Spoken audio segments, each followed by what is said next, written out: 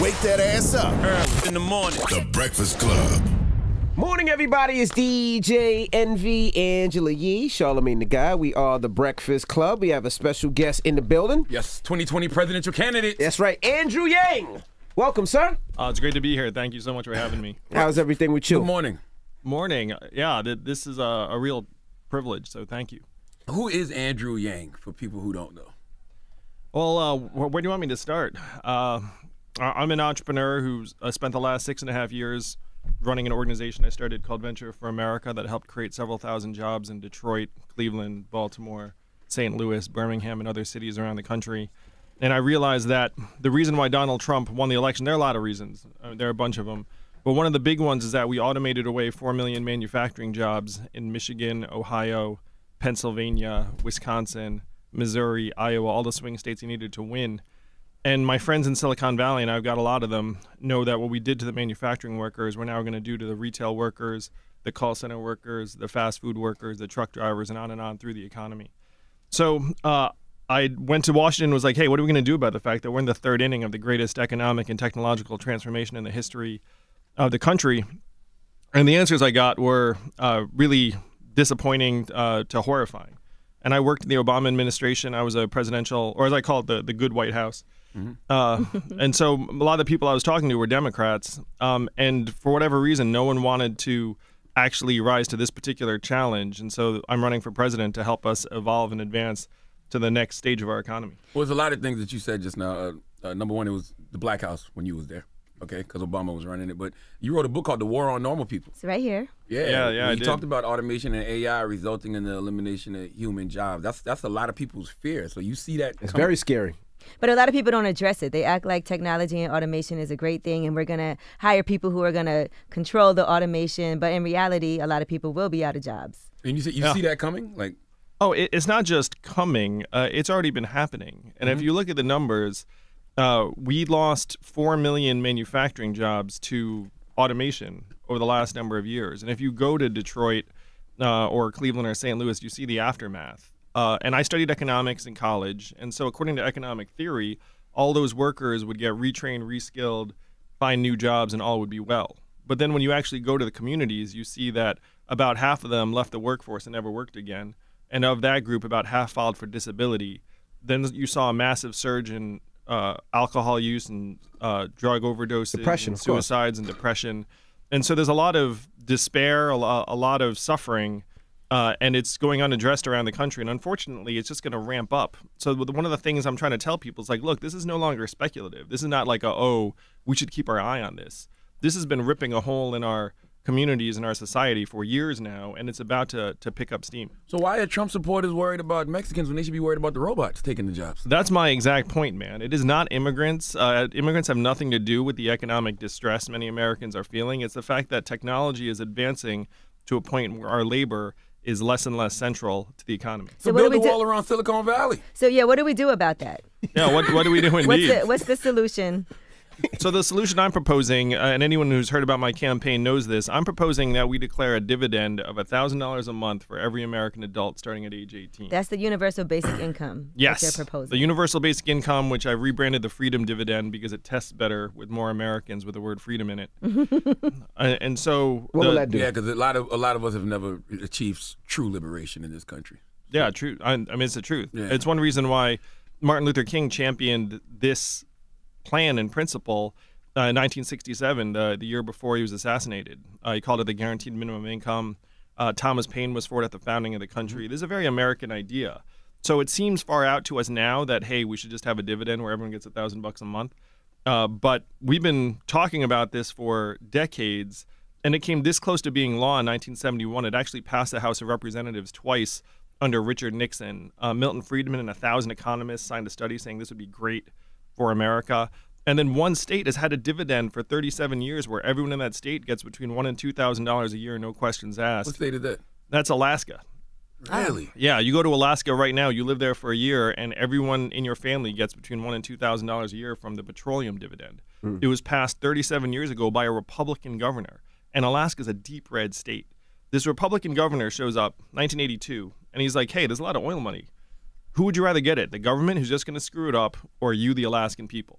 And then the Alaskans said, us, please. And he's like, I thought you'd say that. And so then they passed his dividend. And now it's wildly popular, has created thousands of jobs, has improved children's health, has a decreased income inequality. And what I'm going around the country saying is, look, what Alaska is doing with oil money, we can do for the entire country with technology money. So what exactly is the universal basic income? The universal basic income is a policy where everyone in a society gets a certain amount of money, free and clear, to do whatever they want, no questions asked. Can I ask you this? If you make a decent amount of money, then you don't get that universal basic income, or do you get that in addition to what you make? Oh, you get it in addition to what you make. This is a right of citizenship. It has nothing to do with your income, employment status. Everyone gets it. Now, How is that possible? Where's the money coming from? So You said technology, but yeah. So right now, when you guys see the headlines, Amazon paid 0 in taxes last year despite Right. record profits. Netflix paid 0 in taxes last year despite record profits. And it's not their fault. It's just our system's really poorly designed to have the American public benefit from new innovations and advances in technology. And that's the trap we're in. Because I was just in Iowa. I sound very politician-y when I say that shit, but I was just in Iowa at a truck stop, and there were truckers wall to wall, and those jobs are exactly the jobs that are going to be displaced in the next 5 to 10 years. And so who wins? Who wins from artificial intelligence? Who wins from all the new innovations? It's going to be Amazon, Google, Uber, Facebook, the biggest tech companies that will have the AI that will then start displacing workers. And the American people will not see much money from that at all. Andrew, you're selling this all wrong. Build a wall around Silicon Valley. Stop it. Say it. Question, Build the wall. Stop it. What made you want to run for president? Is it the fact that Donald Trump was an entrepreneur and made it in, or was it something that you were looking at for a long time? Because we're starting to see more and more entrepreneurs, people that don't necessarily know or started in politics, really jump into the presidential campaign. I certainly would never be running for president if a number of things had not happened. The main one that Donald Trump won in 2016. So imagine being the guy who's getting medals from the White House for creating jobs around the country, realizing that your work is like pouring water into a bathtub that has a giant hole ripped in the bottom. Wow. And that the medals you're getting are nonsense, really. Like you're getting pats on the back for doing stuff that's not actually going to solve the problem. And the problem leads to Donald Trump, and for whatever reason, no one wants to talk about it. And that's why I'm running for president. I'm a parent. I've got 2 young boys who are 6 and 3, and I'm not going to bring them up in a country that's going to fall apart around them, which is right now where we are going to go if we keep scapegoating immigrants and people have nothing to do with the problems we're experiencing, instead of focusing on the facts on the ground, which is that technology is driving our economy to places that it's never been. Why should I vote for somebody with 0 legislative experience? I feel like that's what the mistake that we made this time. Not we, because I didn't vote for him, but you know. Yeah, I was hoping not, man. No. It's like, what mistake did you make? Yeah, exactly. I didn't vote for the guy. Well, what I've been going around saying is like, look, Donald Trump is a bad president because he's a bad president. It's not like all entrepreneurs are Donald Trump. And as an entrepreneur, most entrepreneurs feel like Donald Trump gives us all a bad name, and he's more of a marketing charlatan than he is a real builder or someone who elevates people and builds strong teams and organizations. So it's up to the American people to decide what kind of background they want. But I would suggest that the American people have been casting about for some kind of change agent for years because we've sensed that our government is falling way behind the curve. That's how Donald Trump won. Because Right. he thought he was different. So Donald Trump wins on that. But then you see Bernie Sanders achieve outsized success last time because, again, people see that we need to make big changes. And even Barack Obama's election in 2008, when I voted for him twice, like you can see the American people have been hungry for some sort of accelerant to help catch up and modernize our government, because we know Washington, D.C. is stuck decades in the past. Now, I have a question. Being an entrepreneur, and I notice that a lot of entrepreneurs and a lot of people that make a lot of money usually vote Republican, just because of the tax breaks and things like that. So why are you voting towards Democrat, or why are you Running as a Democrat. running as a Democrat opposed to Republican, which I would feel that most entrepreneurs or people with some long bank are? Oh, well, if you look at my background, I went to Brown University, so you kind of know what that looks like. Yeah, We have a lot of things. Anthony's brother went there. My brother went to Brown, and his brother went to Wesleyan, and I went to Wesleyan. Yeah. But if you look at my platform, it lines up with Democrat and progressive priorities really across the board on everything from reproductive rights to gay rights to gun safety to everything else. So it was very natural. I mean, I was, again, part of the Obama administration. Running as a Democrat was very natural. What is your universal basic income plan? How much do you want to give people? $1,000 a month. Every American adult gets $1,000 a month starting at age 18, and that would be a game changer for tens of millions of American families, because we know 78% of Americans are living paycheck to paycheck. 57% can't afford an unexpected $500 bill. And what I'm telling people is, look, we have the money. Like, our economy is up to $20 trillion, up $5 trillion in the last 12 years alone. We're the richest, most advanced economy in the history of the world. We can easily afford $1,000 a month dividend. You want to give me for every American $1,000 adult. a month? Yeah. Until I die? Until Yes. he's 64, right? Well, yeah, it's until you die, but if you have Social Security, then it overlaps. You don't get both. That's Now, not let going to me cause ask mass inflation? No, it will not. Why not? Well, I'll give you a couple data points on the inflation. So we printed $4 trillion for the banks during the bailout, and there was no inflation in consumer goods. And if you look at what's happening right now in your own life, a lot of stuff's getting cheaper or better. That's electronics, clothing, cars, media, food for the most part. All that stuff staying essentially constant in price or getting cheaper or more sophisticated. Now, what's going up in price? What's driving us all crazy? Housing, education, healthcare. And those three things are not being driven by the fact that we have lots of money to spend. It's not being driven by, like, purchasing power. Healthcare is being driven by the private insurance industry and the fact you have this opaque pricing and you're not actually, negotiating price for any interaction. Education is because college has gone up in price 250%, and families feel they have no choice but to pay, so they just take out massive loans, which is its own huge set of problems that we have to try and address. And I would forgive a lot of the student loans because I think a lot of them were immorally generated, and it's a stimulus of the economy. Young people should be starting families, buying homes, starting businesses, and not paying off this phantom student loan debt. The Sally Mae. Yeah, I had $100K in law school debt for years. I used to call it my mistress because I was like writing a check every month to some like family in another town. I was like, I hope they're having a good time on this money. So I get it. Like, people should not be just servicing this loan forever. It doesn't make any sense. And then housing's the trickiest one. Housing is because we feel like we have to live in certain areas in order to access certain economic opportunities. So like the housing prices in New York and San Francisco are obviously gone through the roof. And part of that is local, part of that is zoning ordinances, and you can't develop affordable housing. But the point of it is that we're not increasing the money supply by enough that you would see massive inflation. And the way most consumer products work is that there'll still be price sensitivity among consumers and competition among firms for your business. There's no reason you'd see a massive spike in prices. You don't think corporations would say, okay, I know everybody's getting $1,000 a month now, so let's raise the prices a little bit? Well, then, Even on just regular everyday products. Oh yeah. So what I say to people is like, look, let's say you're in Missouri, and then President Yang, 2021, I'm like, freedom dividend time, let's do this thing, and then the checks start going out, and then you're like the burger joint, and you're like, ooh, everyone's got $1,000 a month. I'm gonna raise my burger prices from $5 to $10. If you walk into that burger joint, you're gonna be like, what the heck happened? This thing was $5 last week, and then you're gonna go to the taco place or the deli. And then every restaurant has to try and gouge you simultaneously.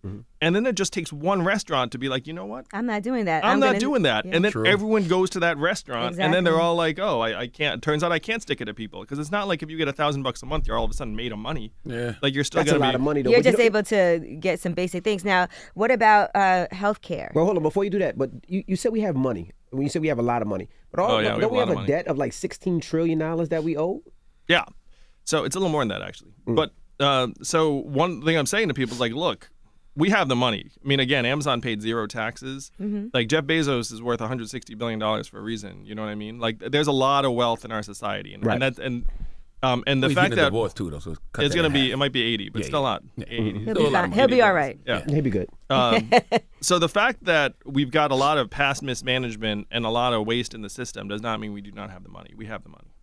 All right. Now, what about universal health care? Do you believe that along with this universal basic income, we should also have universal health care? Oh, yeah, 100%. I'm for a single payer Medicare for all. It makes no sense to have Americans more stressed out about paying for care than we are getting well. If we get sick or injured or our kids get sick or injured, it's backwards, it's immoral. And I'll tell you, this is another thing where people are like, where are you going to get the money? Where are you going to get the money? We spend 18% of GDP on our healthcare, twice as much as other countries, to worse results.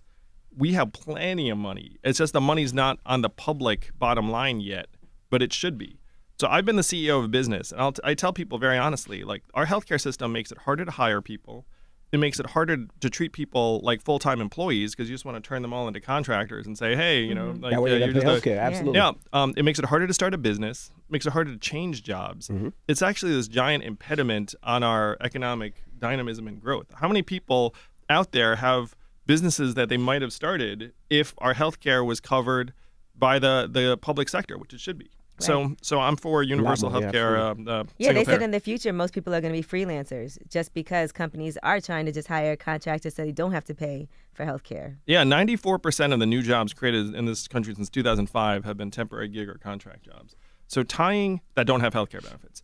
So tying healthcare to your job makes less and less sense, and we just need to get with the program and evolve and say, look, your job and healthcare are unrelated. Yeah, like you said, a lot of people don't want to take that jump because they know if they leave their 9 to 5, they lose healthcare and their family loses healthcare. So they don't want to take that jump to be an entrepreneur. I'm going to tell you guys a true story.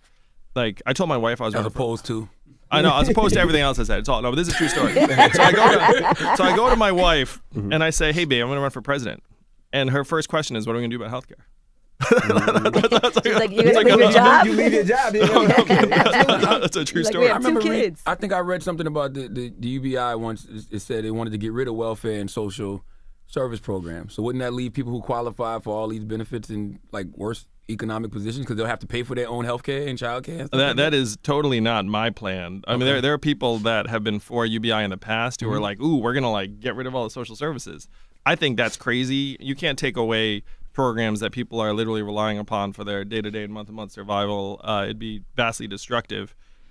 So my plan is to make the freedom dividend available to everyone, and it's like a parallel supplement to the existing program. On top of everything they're already getting. So what I'm saying is, look, here's the freedom dividend. If you opt in, then you're saying I prefer that to other stuff. So it's not that it's an either or, but we don't take anything from anyone. So we're not going to make anyone worse off.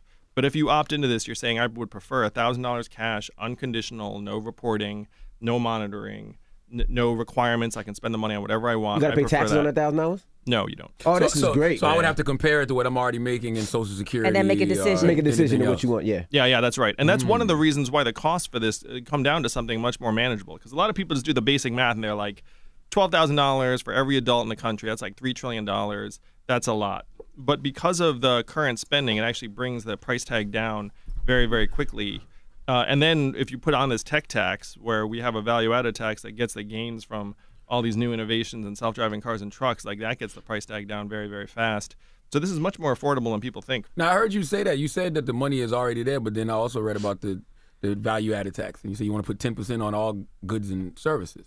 So Yeah. what is it? Is the money already there, or you have to put the 10% tax on it in order to get the money? Well, so the reason why there are all these people who are looking like AOC at like very high marginal income tax rate, or Elizabeth Warren with like a wealth tax, like we realize that this economy has gotten entirely unbalanced, where you have, the top 1% hoovering up all the gains, like a winner-take-all economy. So the question is, how do you balance that out? And so to me, a value-added tax is a much more efficient way to do it, and it's what every other country has already done, because a value-added tax is very hard to game. Like if you're Jeff Bezos, you're Amazon, you're going to have to pay it, as long as you're doing business in the U.S. So you could build a value-added tax where it exempts certain consumer staples, so it falls more on the affluent than people who are just like buying diapers and the rest of it. But the reason why every other country that's an advanced economy, aside from us, has already done it, is that it actually will get us a slice of every Amazon transaction, every Facebook ad, every Google search, every robot truck mile, and bring it to the American people, put the money in our hands. And then what are we going to do? We're going to spend that money in the economy. It's going to create 2+ million jobs. And Amazon and the gang are still going to get some of that money back. You know what I mean? But at least it comes through our hands. We are the owners and shareholders of this country, and this is a dividend for us. Now, let me ask you a question. Now you talk about Amazon, and I know That's your Amazon doesn't competition pay staring you tax. down, by the way. You see her? Oh, Marianne's not my competition. Marianne's awesome. Now, we talk about Amazon with not having tax, but let's say we decide to tax Amazon, right? Doesn't Amazon close up, go to a country someplace where they get huge tax breaks, and then we lose all those jobs again? Well, again, every other advanced economy already has a value-added tax, and Europe's value-added tax is twice what I'm proposing. So where are they going to go? Like, we are the #1 consumer market. It's not like they're going to stop selling here. The other thing is that as president, I would make all of the tax incentives provided by cities and states for companies to move, 100% taxable. I would get rid of that stuff because it makes no sense to have cities and states fighting to give tax breaks to the Amazons of the world, where from a national point of view, we don't care what city or state they're in. Right. And Amazon should be making choices based upon what's best for their business, not who they can get the biggest concessions from. Now you're saying $1,000 a month. You're saying free health care. Now what about weed and what about colleges? Free college free too? Free healthcare, tuition did too? No, no, yeah. I said public health care. Public Yeah, health he did. care. Yeah. But yeah, because What I was about going to ask colleges you now? about marijuana And marijuana, yeah. and legalizing marijuana. There's a lot of money to be made from that as well. So what Yeah. do you think about that, and where should that money go? I'm for the legalization of marijuana, remove it from the controlled substance list, in part because our administration of the criminal laws are deeply racist. It's very obvious to everyone. So on April 20th, 2021, I'm going to pardon everyone who's in prison for a low-level nonviolent drug offense. I like your marketing strategy. 'Cause it makes- 420, baby. Because it makes no sense to have people in jail for stuff that's legal in some parts of the country. And then there'd be a lot of money, and I know there are bills that want to channel that money to African-American businesses and communities, which is a great idea. Yeah, because we were affected so much by these marijuana laws. Yeah, completely. Does Andrew Yang have a black agenda? Do you have an agenda specifically for black people? Well, a lot of it overlaps with my overall agenda, because I think that the freedom dividend and universal health care would go a long way. But I'm for getting rid of private prisons. I think it makes no sense to have prisons that have a profit motivation. Because Why do y'all think all black people in jail? I mean, again, that affects everyone. Yeah. I'm for dramatically increasing the federal allotment to HBCUs. Because the problem with education right now is it's become a business. And so what happens is schools end up benefiting by catering to the affluent because they'll donate more money and they can pay full freight and the rest of it. And so you have these HBCUs that have an incredible historical mission, have been shown to elevate hundreds of thousands of African Americans, but because they don't have these crazy endowments that some of the rich schools do, that they're struggling. And so the federal government can help shore that up. The government, in my mind, exists in part to counterbalance the excesses and perversions of the marketplace. And right now in American life, the market is just running amok. It's overrunning everything. And that's what we have to stop. And the one great way to stop that, get this dividend into everyone's hands, and that'll help us reclaim our democracy. Why would the top 1% of the country, or even just people that's doing well in life, need an extra $1,000 a month? Well, Should it really be for universal? Should it really be for everybody? There are a few reasons why I think it should be universal. Well, one in this example is like Jeff Bezos and the gang are going to be paying hundreds of millions, billions of dollars into it, so we don't care if they get $1,000 a month. It's like it's just like a reminder that they're still a human being and a citizen. But if you try and make it income based, it ends up being a rich to poor transfer, and then it ends up being politicized in a particular way. Where if you make it universal, it's like, look, it's just you're an American, you're a citizen, you get $1,000 a month. And then you end up getting rid of all the administration. You get rid of all the reporting. You get rid of all the, my circumstances changed, or I'm going to underreport because I want to be below this line so I can get the money. So you get rid of all of that stuff. And then you get rid of the stigma. Because one of the problems with our existing programs is that, like there's a stigma attached to being in them, and then everyone politically attacks them. And this you can't attack. And Alaska's the proof. Because in a deep red state, Alaskans love their dividends so much that they said they would accept higher taxes to keep the dividend. That's how much they love it. I see you're also doing this plan with a couple of families, right? You're testing it out to show how it does work. Yeah, I'm personally giving $1,000 a month to a family in New Hampshire and a family in Iowa. And shocker, they like it. You know what I mean? Yeah, I mean, yeah. It's like How did you people decide what family you were going to give? Because there's a couple families up here that wouldn't mind. Oh yeah, well, I mean, if I'm president, man, I want to do it for everyone. And if I had the money, I would do it. Oh, for you want to pay? You want to pay it out your own pocket for everybody? Is that what you're saying? Okay, you would also be making $4 million a year as president. So They make yeah, that so much? They don't make no, that they much. don't. They don't make no $4 million They a make year. 400,000. But Angela's right. But I'm talking about his proposal. yeah, so my proposal is that presidents get a 10x raise to $4 million, but then they're not allowed to take any for-profit, for personal gain speaking fees or board opportunities or any of that stuff after the fact, because it's human nature. After they finish running, they can't do any After books their or- term is over. Oh, they can do books, but they can't join corporate boards for money, take speaking fees for money, because it's human nature. Let's say I'm president, and then there's some rich CEOs hanging around in the Oval Office. And I know that 3 years from now, they can give me $400,000 just to show up and schmooze with their clients and employees. it's human nature for me to be a little nicer to them, be a little softer on them, to be like, oh, I should just make friends with this person because I'm going to end up hanging out on the jet with them after I'm president. So you get rid of that motivation. You say, look, I can't take a dime from anyone for personal gain.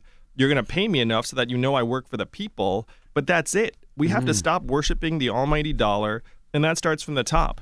And this raise can go into effect the president after me. I really do not care. We just have to clean up our government so it actually works for us.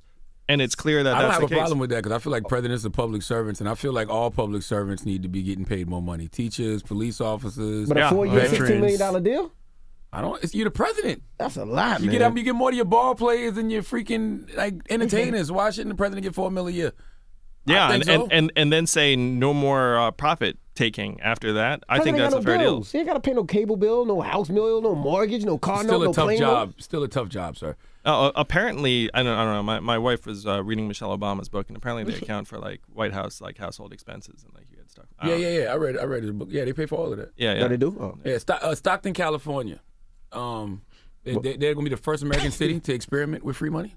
Yeah, I was with Mayor Tubbs on a panel just a few months ago, and I think it's tremendous that they're funding these basic income trials in Stockton. Mayor Tubbs is a great guy.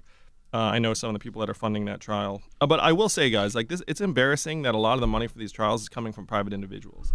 Because coming in the 60s and 70s, the United States government was giving money to thousands of American families to test out whether this sort of program works. And it should be the public sector leading the charge on this because we're entering the age of AI. We're going to have self-driving cars and trucks in 5 to 10 years. 30% of malls are going to close in the next 4 years thanks to Amazon. 2.5 million call center workers in the U.S. are going to get replaced by AI. There was a study in The Guardian that said the median African-American household net worth is going to be 0 by 2053, in 34 years. You guys see that study? No. Well, yeah, you should look it up. And so why are they forecasting that African-American net worth is going to go to 0? It's because of this economic tidal wave that is coming. This economic tidal wave is going to wipe out many working-class jobs. And it's going to be the equivalent of a natural disaster. And we know what happens in a natural disaster. Who suffers? Poor people who don't have the resources, people of color, and the same thing's going to happen in this. So that's why I'm running for president. Is I can see the tidal wave coming very, very clearly. What's different between welfare and government assistance in UBI? Well, the big shift we have to make is instead of seeing it as, again, you're down in your luck, things aren't working out, so here's something to get you up to a certain point, but then if you do better, we take it away. That's the way a lot of our current programs are designed. In the dividend, you get it, you do better, you keep the dividend, you keep what you're making too. It aligns your incentives much more closely, and again, it gets rid of the stigma. It makes us all shareholders of our collective progress. And then if someone comes up with some great innovation, you feel like, okay, at least I'm getting a little piece of that. And then we can start having a better attitude towards our shared future. You know what I love about you, Andrew? I love the fact that you're up here discussing solutions and not problems. You're not running on a anti-Trump campaign. You actually have ideas. So that it pains me that you probably don't have a shot in hell of winning. So are you really? Oh, we're gonna find out, brother. I'm just asking, are you running to actually win or just to disrupt the system? We raised almost $600K last month, which is more than just about every major candidate except for Bernie, and no one's heard of me. So you got to ask, how the heck did that happen? I'm talking sense, and like you said, well, I mean, now thanks to you all, some more people have heard of me, which I'm very happy for. But you're right, Trump is a symptom. What is the disease? The disease is the fact that we're getting pushed into economic distress. The disease is this mindset of scarcity that has overtaken our people because if you can't pay your bills, then it's very, very hard to be clear thinking and optimistic about the future. The disease is increasingly that we're going to be competing against machines, AI, software, robots that are going to be able to outdo us in terms of capital efficiency. This is the disease. So how do you cure the actual disease? Most politicians do not want to touch this with a 10-foot pole because they don't have real solutions. And the solution I'm going to suggest is that we share the bounty from all this economic progress as fast as possible. And that's why I'm running for president. Build the wall around Silicon Valley. That has to be your slogan. Shut up, man. I'm serious. Now, what about this? What about the slander? Donald Trump goes hard. He will slander everybody. Are you ready for that? You ready to get down dirty with the shenanigans? Well, we joke around the HQ what his nickname for me is going to be. Oh, and we've gosh. come up with Comrade Yang. Comrade Yang. Why Comrade Yang? You know, because it's a little bit like racially tinged. It makes me seem like this far out socialist, like, you know, that sort of thing. And I'm looking forward to this. I mean, these guys in Iowa came up to me and they said, I voted for Donald Trump. I'm going to vote for you. One person said, you're actually what I hoped for when I voted for Donald Trump. Wow. So I can get some Trump supporters behind me because I'm trying to address the same problems that got him elected. But whereas his solutions were all backwards, it was like build the wall, turn the clock backwards, bring back the jobs. I'm saying we have to turn the clock forwards. We have to accelerate our society and our notions of our own value and work. And one of the examples I use is my wife is at home with our 2 kids, 6 and 3, one of whom is autistic. And right now the market values her work at 0, GDP values her work at 0, and that's completely messed up. We know the work she's doing is more valuable and difficult and important. Absolutely. And so we need to evolve in the way we see value. And this $1,000 a month dividend, one of the things it would do, right now there are millions of American women in exploitative or abusive jobs or relationships because they lack the economic freedom to actually make a change in their situation.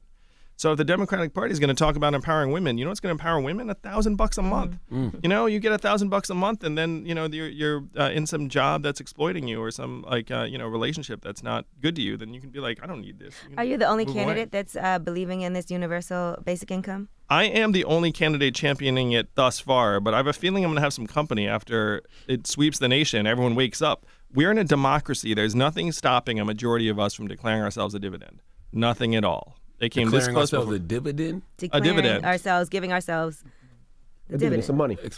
Yeah. Oh, okay. I thought you said declaring ourselves a dividend. Yeah. So what happens in like corporate language?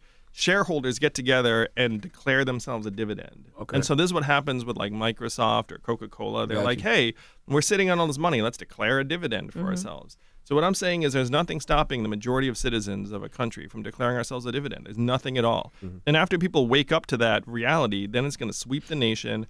And then I have a feeling a bunch of other Democrats are going to be like, you know what? I'm kind of for that too. But first we need to make the case that this is what we need to do as a people together. Technology-wise, how do we keep up, but also make sure that people still aren't losing their jobs to automation, to robots? Well, and so this is really the danger, is that there's already a reaction where some people are saying, look, we need to outlaw robot trucks because there's so many people that rely upon that job. There are 3.5 million truckers. There are another 5 million Americans who work at truck stops, motels, and diners that rely upon the truckers getting out every day and having a meal. So it would be disastrous to replace those truckers with robots in the next 5 to 10 years.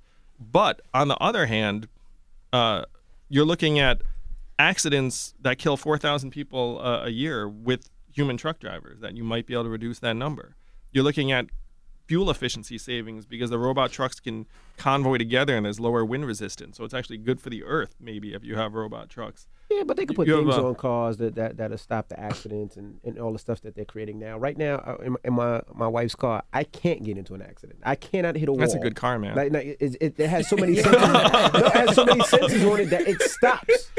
They can put that on vehicles as well. Well, so what I'm saying is that where America does not want to be is in a let's stop progress mode. And we are inching towards the let's stop progress mode because Americans are going to look up and be like, wait, is this really what we want? There are going to be a lot of truckers that protest robot trucks 100%. And only 13% of truck drivers are unionized. So there's no collective negotiation or bargain. Most of these truckers, like small mom and pop, own their own trucks, et cetera, et cetera. And so there are going to be protests. And the question is, what are we doing as a country? So my plan is to say, look, this is such a massive transition that we should have a trucker transition czar who takes some of the gains from robot trucks and starts trying to create a soft landing for displaced truckers and the freedom dividend and trying to reconstitute our economy as fast as we can. This is what pisses me off about the AI conversation. If robots are going to take over the world, then let's just stop building them. We're the ones building the robots. Just hit the off switch. Like, why do we keep building them if we know they're going to take over the world? But he's talking about the benefits of having that because it will cut down on other things, like you said, accidents, and it's better for the earth. Better for the earth. It's going to save $168 billion a year. And so if you're the United States and you're literally like, hey, guys, let's ban robot trucks, and then every other major economy has robot trucks. We have to keep up, too. You really are shooting yourself in the foot. You're like, hey, we're literally going to spend an extra $168 billion to maintain these trucker jobs. And the trucker jobs are really physically demanding and brutal. like 80% of the truckers have early markers for chronic disease. They're sitting in a truck, like 11, 12 hours a day So what are the for like truckers 4 supposed days to a do? week. To make money. Yeah, so this is the question. And it's not just the truckers, man. I mean, like I saw what happened to the manufacturing workers. What happened to them is going to happen to the truckers. We don't talk about it as much, but being a retail clerk is the most common job in this country. Even the tolls and bridges. There's no real tolls and bridges So anymore. stop building the robots. Hit the off switch. Or we just start dispensing the bounty as fast as possible, and we start. So if you imagine a country, after I'm president, 2021, freedom dividend goes out, what do you see a massive increase in? Arts, creativity, journalism, entrepreneurship, volunteering, participation in nonprofits and religious organizations. Like all that stuff's going to surge after you put $12,000 a year into everyone's hands. And so when you talk about the meaning of life, Charlemagne, I mean, like I'm going to suggest that is the question of this era. Like what are the truck drivers going to do? Yeah, like that is the question, and we have to start trying to provide real answers instead of they need a job. You can't just say what are they gonna do. It's gonna be hurt. A lot of people are losing jobs now because of these robots. I just told y'all what to do. Who's gonna turn it off? Andrew, what you talking about? You gonna hit the off switch. Well, do you think that we need to retrain people about technology and learning how to code and learning how to do other things to be more advanced? All right, so this is something I get really, really animated about.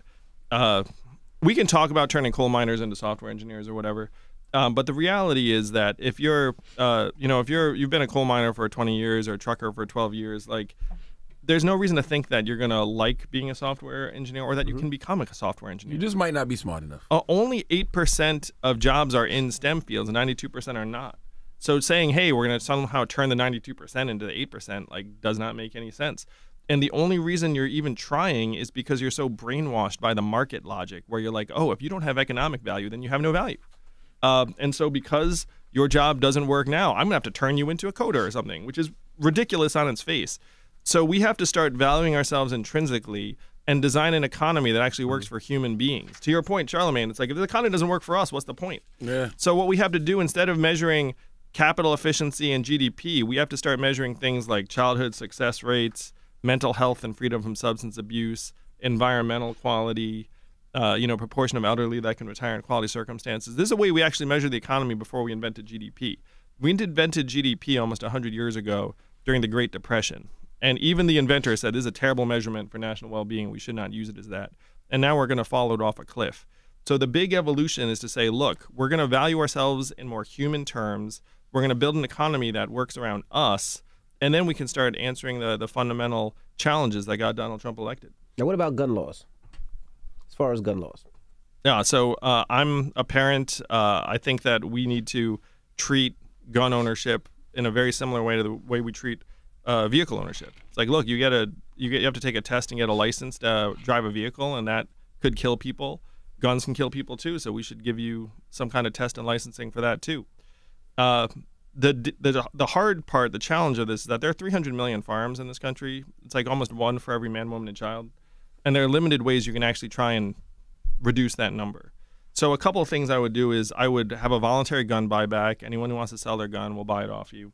And I would also offer to upgrade everyone's guns to those signature guns where only you can fire them, turn everyone's gun into a James Bond gun. Ooh, I like that. And then we're safer because that gun goes to someone else and they can't fire it. Yes. And that's got the something technology to do that? That's going to require a lot of money, though. What's the Again, where are we getting this money from? What's now? the technology? It's actually not that expensive to upgrade a gun to a signature gun. Or to That buy a gun technology- back? How much does that cost? Well, the guns, it's the value of the gun, but like I would say that's a win for the public. And it's not like everyone's going to go and sell their gun all at once. But these are the sorts of things I'd be for. I'm for trying to provide like more positive alternatives that move our society in the right way without pretending, frankly, that we can just regulate the heck out of everything. And so as an example of this, our democracy has gotten overrun by corporate money. We can all see it. And so a lot of people like overturn Citizens United, which I agree with. But what I would do is I would give every American adult $100 democracy dollars that you can only give to a political candidate every year, and it's use it or lose it. You don't use it, it disappears. You about to turn America into a monopoly. And this would like wash away the corporate money, because then if I get human beings behind me, I also get the money. Whereas right now, if I get the human beings behind me, I have to go someplace where they're rich people and be like, hey, you want to give me some money? And it's the worst. Like calling rich people for money is soul crushing. So what you want to do is you want to try and make it so that if I get, again, real life Americans behind me, then they're like, yeah, I like this guy. Here's 50 democracy dollars. And then we human can beings, as if you're not one. You know I've been what I sitting mean? there for the past 10 minutes wondering if you're really a robot.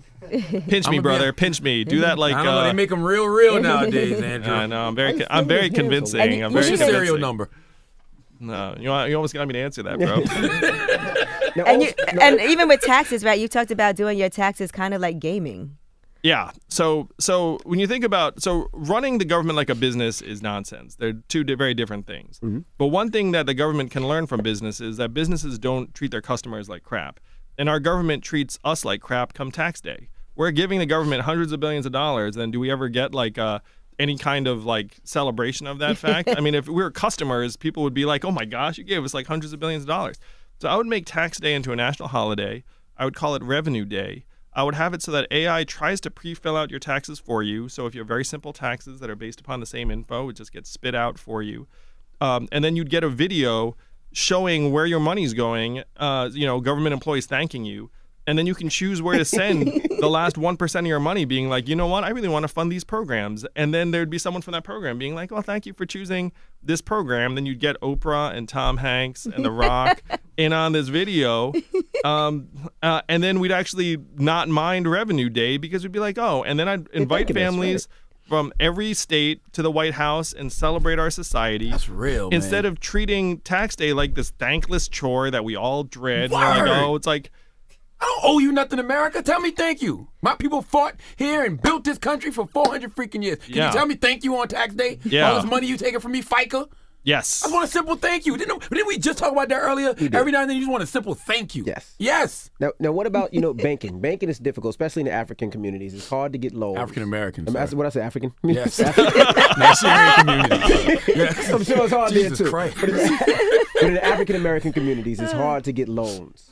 What can we do to help people get loans to start small businesses? Oh, so this is the beauty of the freedom dividend, man, because like money follows money. You know, like if you have African American communities where everyone's getting $12,000 a year, then all of a sudden the businesses in that community start being more lucrative and profitable. And then if I'm a lender, I'm like, heck yes, you want a loan? Like sign me up. And then they'll start investing in those communities because the market will drive them in that direction. And if that doesn't work, then we'll do more. But I think the best way we can empower African American businesses to put money into the hands of African American consumers. I think you should think $2,000 Did you hear what he a just month. said? That's real. No. The best way to power African American businesses, put money in the hands of African American consumers. Yes. That's why I think you should do $2,000 a month. Oh my gosh, envy. Anyway, we're gonna start At with least the black people. start with one, and then maybe my second term when everyone's loving that first dividend, be like, hey A man, bit. that You don't guy's think, gonna talk you don't in think black sets. people deserve a little bit more because of 1,500, slavery, at least 1,500. because of segregation? I read Ta-Nehisi Coates, and I 100% agree with the moral case for reparations. This country was built on the backs of slaves, and there's no two ways about it. So to me, the question is, what can we get done? There's nothing that we can do as a society that would actually undo that harm or make that right. There is no redoing history. But the path forward to me, if we put this dividend in place, then at least it starts strengthening communities, and then we can take real steps forward towards hopefully, again, can't make things right, but hopefully you can start moving things in the right direction. Andrew Yang, I like you, sir. Oh, thank you, man. I like you do. too. I like you. All right. Well, I feel like you'll be back here again. So. All right. I'll be back anytime you guys want, because like Now my I gotta coolness read this factor book. just went up significantly. And I've got a copy of that book for you, Angela. I Thank got you. copies for each of you. I signed that one for Charlemagne, but I've got another one in the room for you and for DJ Envy. Thank you, sir. I wouldn't come unprepared like that. I almost read your books, man. I He try said and be. I almost read it. I try and be prepared, but like I appreciate the fact that you talk openly about struggles and emotional issues. My brother's a psychology professor. Oh, wow. And so one of the goals I'm going to have as president is I'm going to have a psychologist in the White House to help destigmatize the struggles that people go through, and also Mental say health, yeah. yeah, it's real. I mean, everyone struggles with it, particularly people that have been through a lot. Where was your brother built? What lab was he built in? He's the prototype. They improved on it for me. I'm like liquid metal. Got you. My brother's more like Arnie. True. All right. Well, thank you for joining us, man. Wish you the best of luck. And give me your website so they can donate to your campaign. Oh, yeah. Hey, guys, so this is actually a good thing for the campaign. So my website's yang2020.com, or you can just Google Andrew Yang. But in order to make the Democratic debates, I need 65,000 individual contributors, and I'm going to get there. Like right now, we're at like 46,000, and I'm going to get there in a minute. But if you want to be part of getting me on the debate stage, just go to yang2020.com and donate $1, and let's make this case together. We got to solve the problems. Do you reply to people and say thank you? I really do. I try to very much. And it's like really, I'm immensely grateful to everyone who's gotten this campaign to this point. And you haven't seen nothing yet. I mean, we're going to go very, very far together. I think you're a great disruption, sir. All right. Well, Andrew Yang, thank you so much for coming through. It's the Breakfast Club. Good morning.